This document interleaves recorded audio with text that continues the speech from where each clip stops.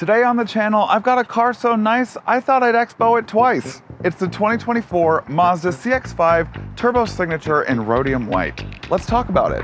Welcome back.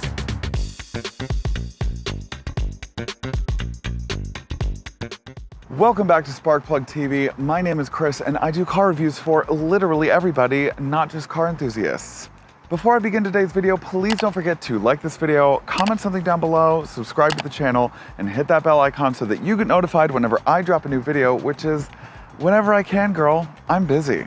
But thank you so much for your support. Now, yes, I did have the 2023 Mazda CX-5 Turbo Signature a couple of months ago on the channel, and Mazda was gracious enough to give it to me again so that I could take it down to Atlanta, Georgia to visit my good gal pal, Chris from Gears&Queers. Pause for entry. Yup, that's me. I decided, because I've already espoused my opinion to the public before on the CX-5 and the fact that there's really not that much of a big difference between this version and the outgoing 23 model, I thought I would ask Chris what they thought of the vehicle. Are you ready? Yes. Okay, perfect. Let's get into it. So Chris, do you want to tell the lovely viewers at home the different trim levels and price range? Absolutely, Chris. So for 2024 with the CX-5, you can start at just under $30,000 with the Select, or you can get the 2.5 Turbo Signature like we have here for just over $40,000. And if I did not say it already, that is over 8 different trim levels, 2 of which are new. That's correct, Chris. Thanks, Chris. You're welcome, Chris. Thank you, Chris. You're welcome. So, one of those new trim levels is called the Carbon or the Carbon Turbo, which comes in the Zircon Sand Paint color. So really not a whole lot of exterior or powertrain or drivetrain difference, but a new trim level and new paint options. Also new for 2024, it does come with custom front and rear bumpers that also match the silver caps on the side view mirrors as well, only for the Turbo Signature package. Let's move on. Hi, let's talk drivetrain, powertrain, and transmission. Do you want to? Yes, Chris. Okay, great, Chris. Thanks, Chris. You're welcome, Chris. Is this bet dead, Chris? Yes, Chris. Okay, Chris. Anyways, from 2023 and onward, the CX-5 is only going to come with an all-wheel drive drivetrain and a 6-speed automatic transmission. It's also going to have torque vectoring, which is pretty sick for a base model car, and hill launch control, which is also pretty good to get you out of those steep inclines. Chris, powertrains? This particular one has the optional turbocharged engine. It's a 2.5 liter 4-cylinder with 227 horsepower and 310 pound-feet of torque if you use 87 octane. But use 93 octane and those numbers increase to 256 horsepower and 320 pound-feet of torque. It can boogie. She can do scoot and boogie. That. Or if you get the base engine, you're looking at a similar 2.5 liter 4-cylinder engine that is naturally aspirated that outputs 187 horsepower and 185 pound-feet of torque. Okay, so I've given my opinion on this before. I really like the way that it looks. I think that... Okay, so I've given my opinion. I just have to breathe for a second. Just breathe. Yeah. That's all you need to know about the 2024 Mazda CX-5 2.5 Turbo Signature. That's correct. In rhodium white over Couture brown, Napa leather accents.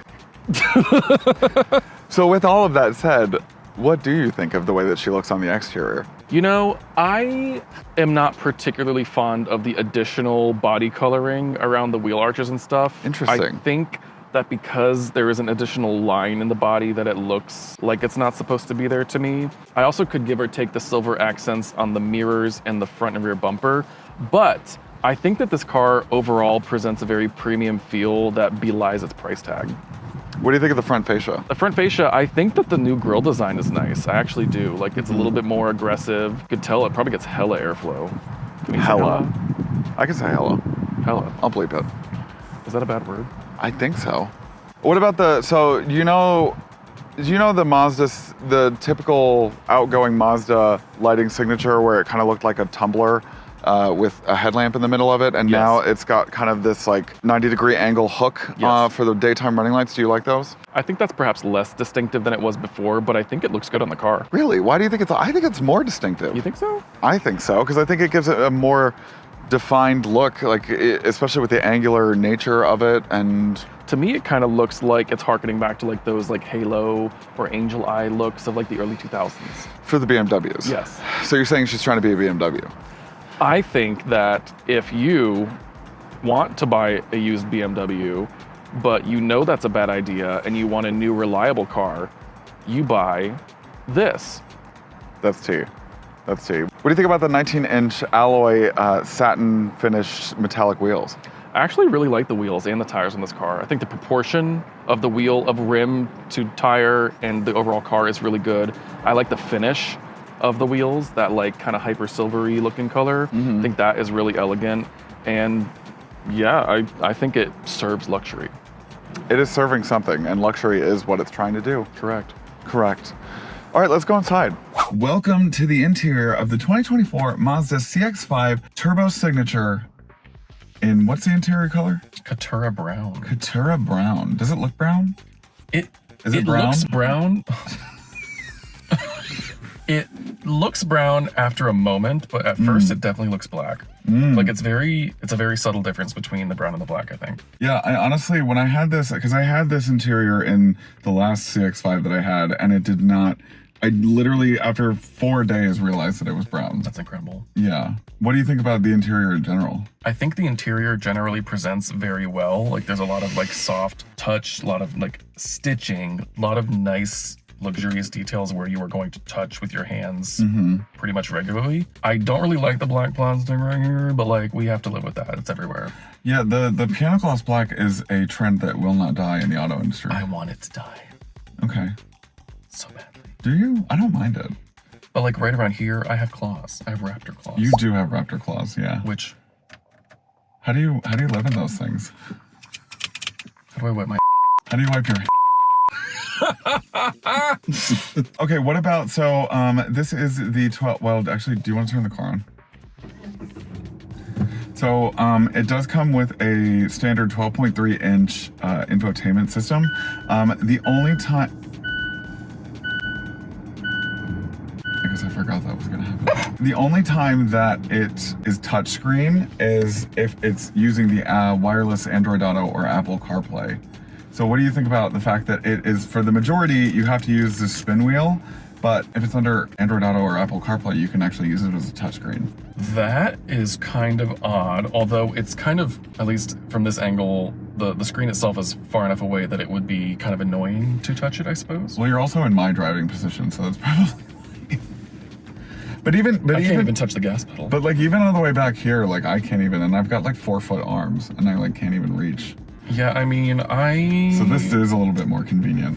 It's odd that they would lock out the touch functionality for their own stuff, but still include it. So what about the partially digital, partially analog gauge cluster? Because I like it. I do wish that it was a bit more customizable, but what's your take on it? I love the analog tach. I could take or leave the analog fuel gauge and coolant gauge. So it's really not that customizable. The only other way that you can kind of customize it is in the settings. Because my thing is like, if you're gonna make it be digital, like at least make it like a tad more configurable. And then when you do switch to the different drive modes, you get a brown gear color. That I guess is associated with off-roading. Okay. And then in sport mode, of course, it's red for blood pumping. So, but what do you think about Mazda calls it the Eye Active Safety Sense technology, and that includes the blind spot monitoring system, the adaptive cruise control, and the traffic steering assist. I won't call it the lane trace assist or the highway drive assist because it only works under like 25, 30 miles an hour, under 40 miles an hour. So it's only a low speed system. It's a low speed one. If it works smoothly at low speeds, I could see that taking off a lot of driving fatigue and like traffic. Although I think a lot of other systems are full speed at this time, right? Yeah, I mean the majority of them. But also the majority of them are also going towards like Super Cruise, for example. You have to pay monthly now for that. Whereas this is just included with the car. Yeah, but that's also because it's not driving at like 80 miles an hour on the highway. And maybe personally, I don't really want that. You don't? I don't. Why? Driving 80 miles an hour or something driving me at 80 miles an hour? Something driving you 80 miles an hour. I don't want something driving me at 80 miles an hour because I see... Do you have trust issues? I do. Until I can get a man to commit to me, I am not letting a car drive me anywhere. Hey, that's valid. That's valid. Okay, but so you like the interior? Are the seats comfortable for you? I think the seats are comfortable. I think there's a decent amount of space in here. Yeah. I want to reiterate that I have felt this way for the past couple of years about Mazda products. I think that they have done an amazing job enriching the feel of their products. Isn't it just enriching? What did I say? Enriching. I want to reiterate that what I said about the outside, I think that is true of the interior of the car, that Mazda has done an excellent job enriching the feel of their products over the past couple of years. I've felt that about many of their recent products. So this might be lost, but this kind of feels less like a entry-level brand and more like a Buick or like an Acura, like a in-between luxury, whereas something like a Mercedes, a BMW would be like a true luxury car. I think that that is exactly what they're going for right now, especially with the enriching that's happening to the car. I'm definitely keeping that. And any final thoughts? I love that it has air-conditioned seats and heated steering wheel. Listen, it's only heated at 10 and 2, but it does it. Really? Yeah. I'm turning it off. All right, well, thank you guys so much for watching today's video. Please don't forget to like, comment, and subscribe, and hit that bell icon so that you get notified whenever I drop a new video. Don't forget to follow Chris on Gears and Queers on YouTube, TikTok, Facebook? Yes. I don't even have Facebook. Wow. And Instagram. So I'll see you guys next time. Bye-bye. Bye. Hey, Sparks. Thanks for watching today's video. Do you want more SparkPlug TV content?